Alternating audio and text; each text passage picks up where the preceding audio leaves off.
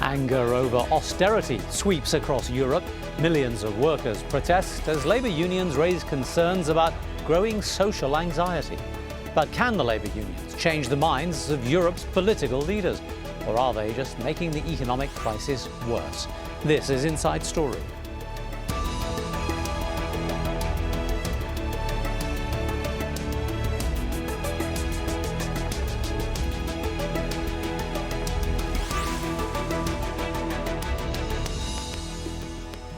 Hello, I'm Taimur Nabili. Welcome to the programme.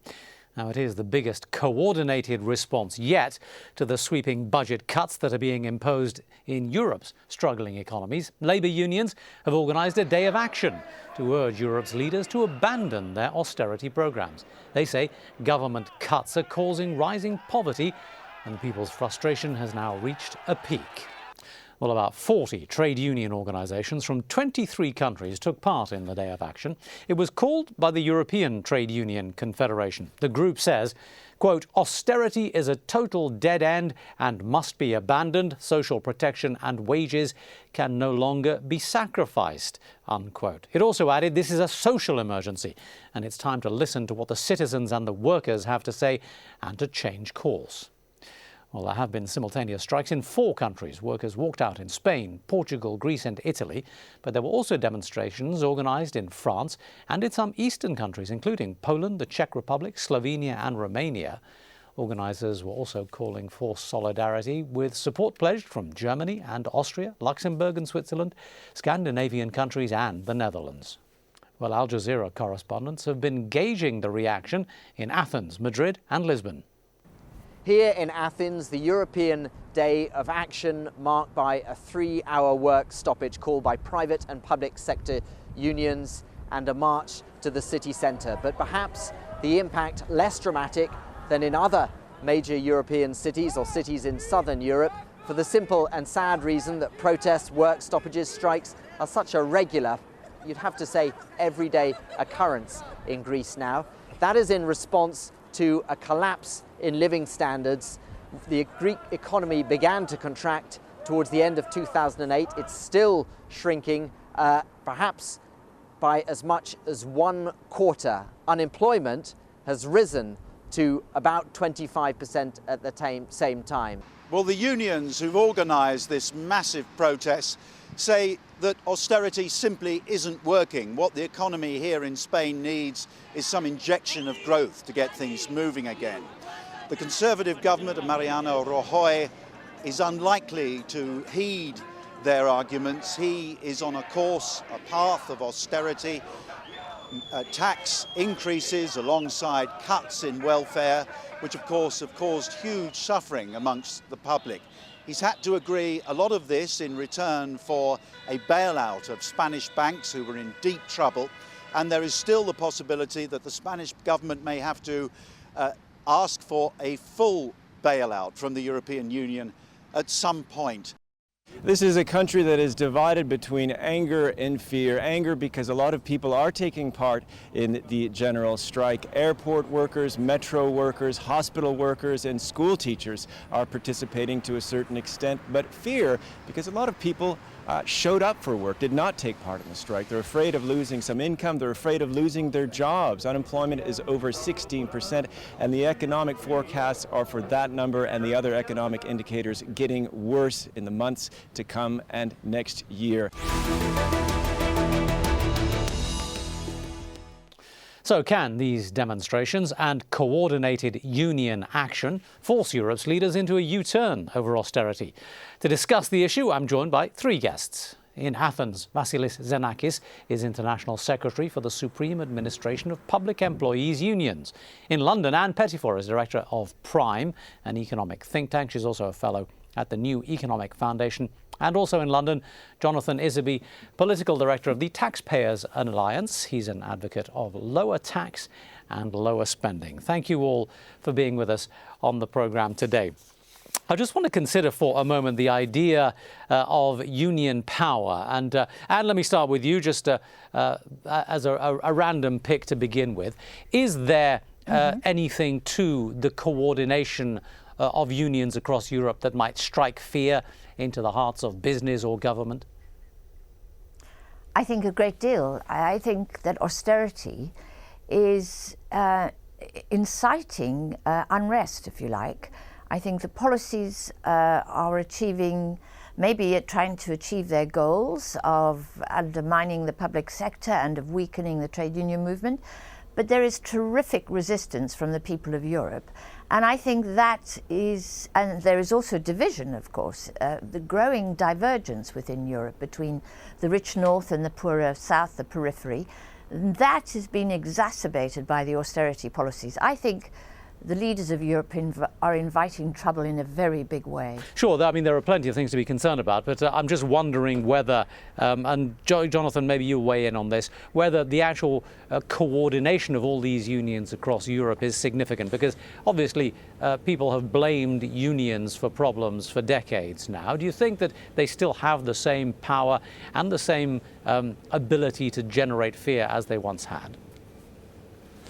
I mean, I think it varies from country to country exactly how much power they have. Certainly, I think the unions are less powerful in the United Kingdom here than they are compared to some of the other countries in continental Europe. But I'm afraid the fact is, at the end of the day, the unions, if they think that striking against government cuts is the answer, then they're frankly just completely wrong. The fact is that the cuts that governments are having to make across Europe are absolutely necessary in order to get the public finances of all those respective countries back into order. All right, well, we'll if address that doesn't happen, we'll address the that economic question. problems are going to remain for even longer. We'll address that question in just a minute. Let me just stick with the union aspect here and go to a trade unionist. Vasilis, you are a trade unionist in, I guess, what might be called the hottest spot in Europe right now. What do you think you might achieve with this action, and do you think your union has the power to change a government that seems determined to push through with what the rest of the European leaders are telling them?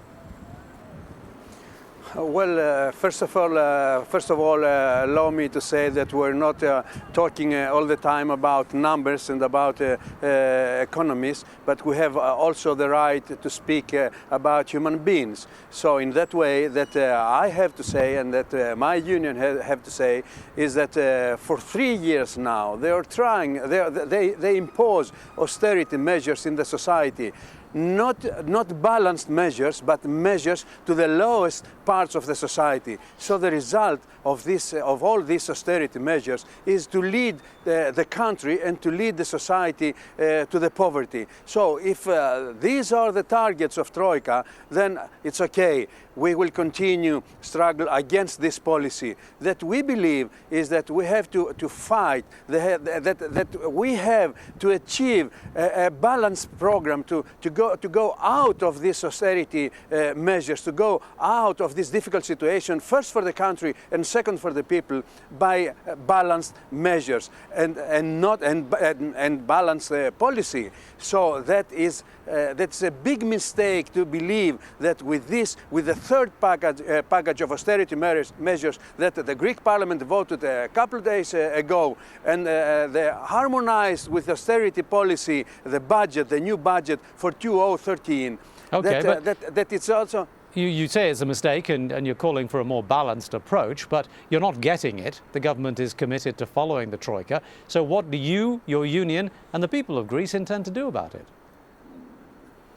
Well, that we can do is just to defend against this policy.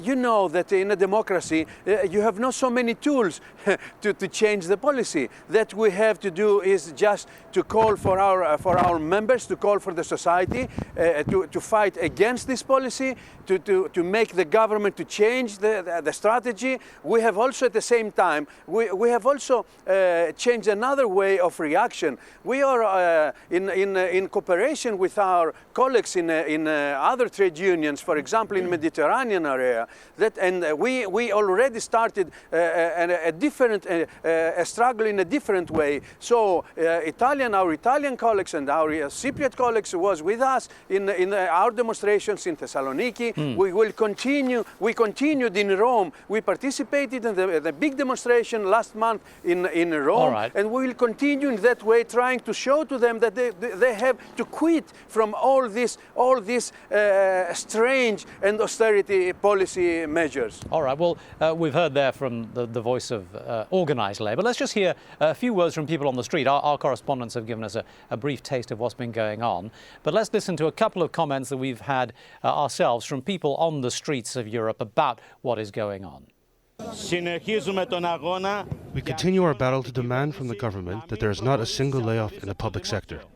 On the contrary, it should demand from the Troika that the public sector be reinforced. Powerful people in the European Union and in the Troika should stop requesting lists of civil servants to be laid off. Instead, we expect the government to make use of all civil servants so we can maintain a successful and productive state administration. No one is finding work at the moment and can't find alternatives. Going back to study is out of the question.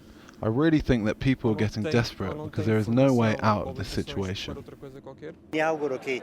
I hope all of Europe's unions can unite to fight against this crisis, which penalizes only those with less money. It's a future that is simply disastrous. This isn't the economic policy we should be following. They are taking all our rights away, all of our rights. The banks and other business people are bringing us onto the streets. They are stealing our salaries. We don't have any rights anymore. It seems that we work like foreigners. And I just want to bring you some of the reaction that we've been getting online from Al Jazeera's Facebook page. We've heard from Nicholas Petty, who says the people should rise up and throw out their governments and all the bankers. Ibrahim Morowa says governments should listen to the people's voice. He says they should give what the majority think is right. And I support the ongoing strikes.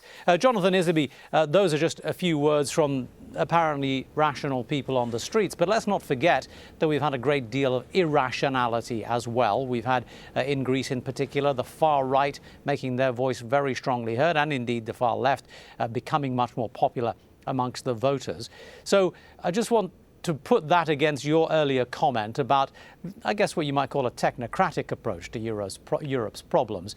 Do you think that the risks posed to Europe from not doing something about the debt right now are greater than the risks being posed by the kind of reaction that we're seeing from ordinary people?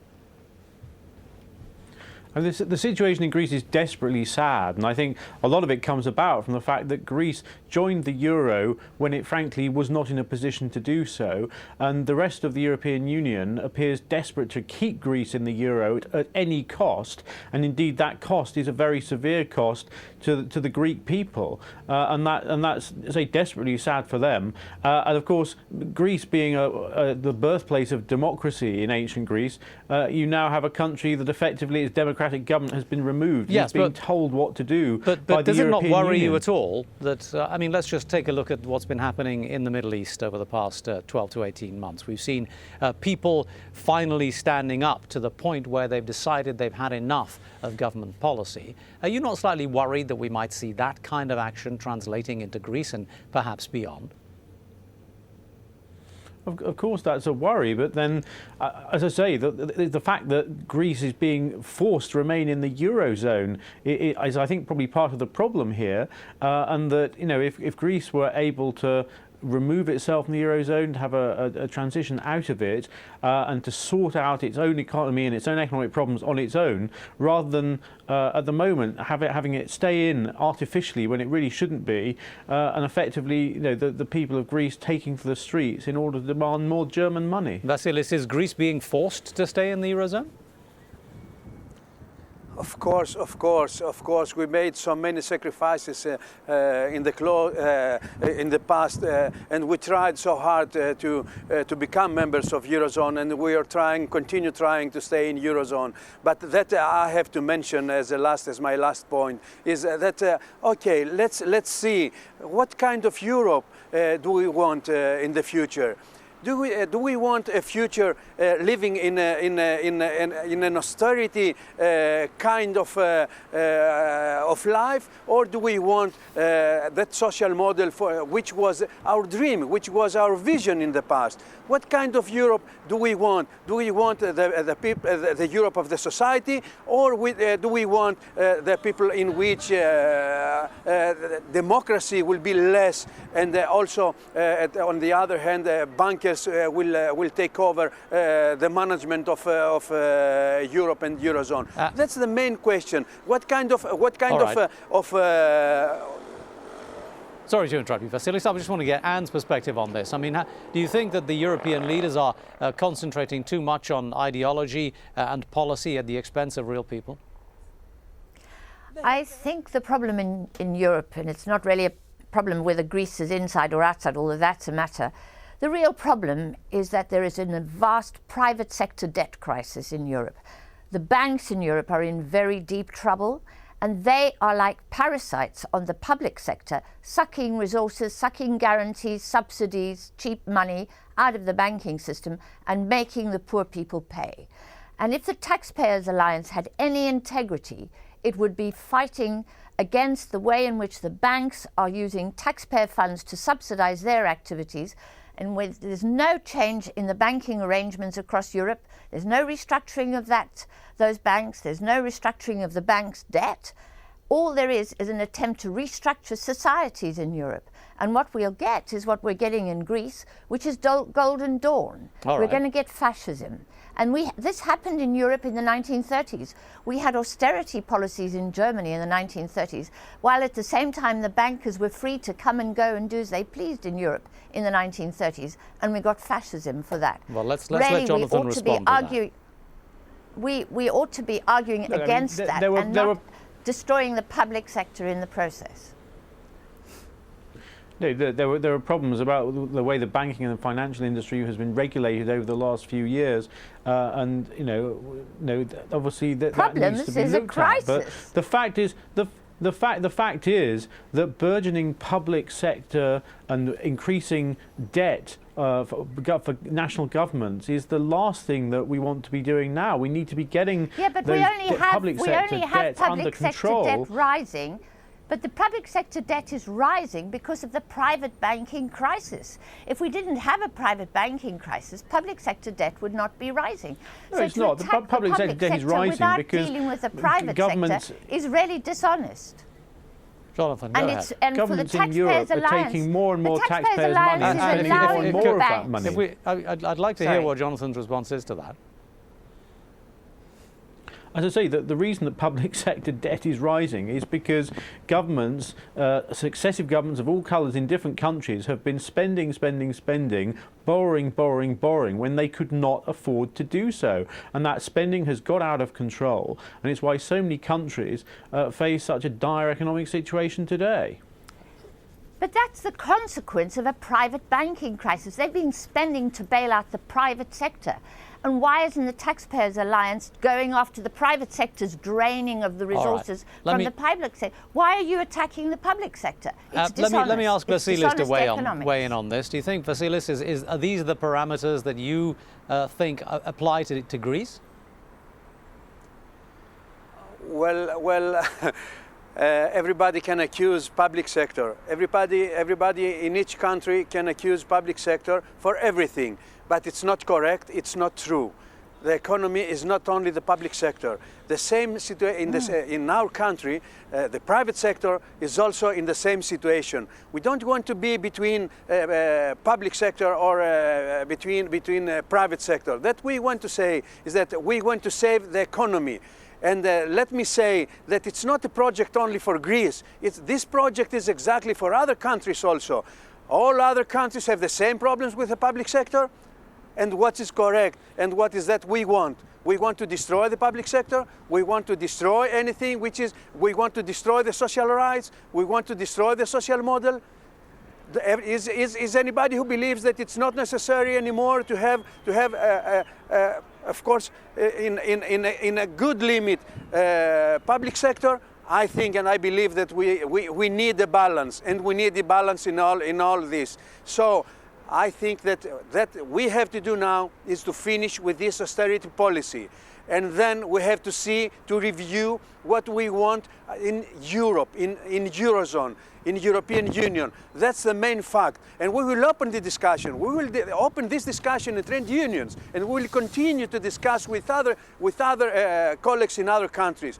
And we have to mention it. What is the Europe we want? We want a Europe in which no public sector will still exist, or do we want a Europe in which only the capitalism, or in another level, another kind of living we want? That's the main question for us. All right, well, I just want to remind our viewers of what's at stake here. Hold on 1 minute, Anne. I just want to remind our viewers of what's at stake here, because the problem for most of Europe seems to be the question of unemployment. I just want to show you some of the unemployment statistics that we have to deal with at the moment. Spain with the highest rate in Europe right now at 25.8%. That's just taken over from Greece, but only just. Unemployment in Greece at 25.4% at the moment. Portugal, the third highest rate in the EU at 16%. But if you contrast those figures with Germany, just 5.4% unemployment there, one of the lowest rates. Jonathan, the question I want to ask you is, rather than looking for historical reasons to apportion blame, the real question surely here is the future of who and how we deal with this. Because asking the poor and the unemployed to pick up the tab at this stage of the game would seem to be a little unfair, wouldn't it? Well, we need to restore the countries of Europe to economic growth. But how can you restore growth by contracting economies and taking money away from the very people whose purchasing power is what drives growth in the first place? You are not going to restore a country to economic growth by increasing the size of the public sector. It's the private sector which is the productive part of any economy. Well, who's talking about increasing the size of the public sector? We're just talking about not taxing, putting the burden on the people who are unemployed. Well, the burdens clearly have to be shared, but if you are any increase in the amount of money which is going to the state reduces the proportion of the economy in the productive sector. All right, and burdens have to be shared, but are the bankers picking up their fair share of that burden? You know, the fact is Jonathan's economics are just really flawed and wrong. The truth is this, that the public finances will recover when the economy recovers, and not before. If we shrink the private sector and the public sector debt will rise. That is a straightforward economic fact. When the economy recovers, the public debts will reduce, sure as God made the sunrise every day. And what the ideologues on the right, which Jonathan represents, are arguing is that we should take the opportunity of this crisis to cut the public sector. That's what they'd like to do. Now, Jonathan is supposed to be representing taxpayers. Taxpayers are paying for this banking crisis. And we know many banks don't pay taxes in Europe. They dodge taxes. They put their money in offshore islands. The ordinary taxpayers of Europe are paying for a crisis that was cooked up by the private banking sector. When we stop focusing on that and we focus instead on economic recovery, which means stimulating the private sector as well as the public sector, then the public sector. We're out of time, unfortunately, so I'd just like to give the final word to Vasilis. What do you hope will come from today's day of action, and what sort of future are you hoping Greece might have?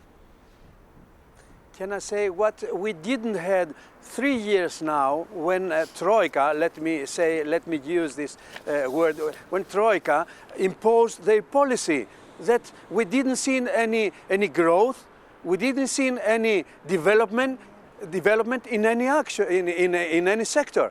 So what are their plans?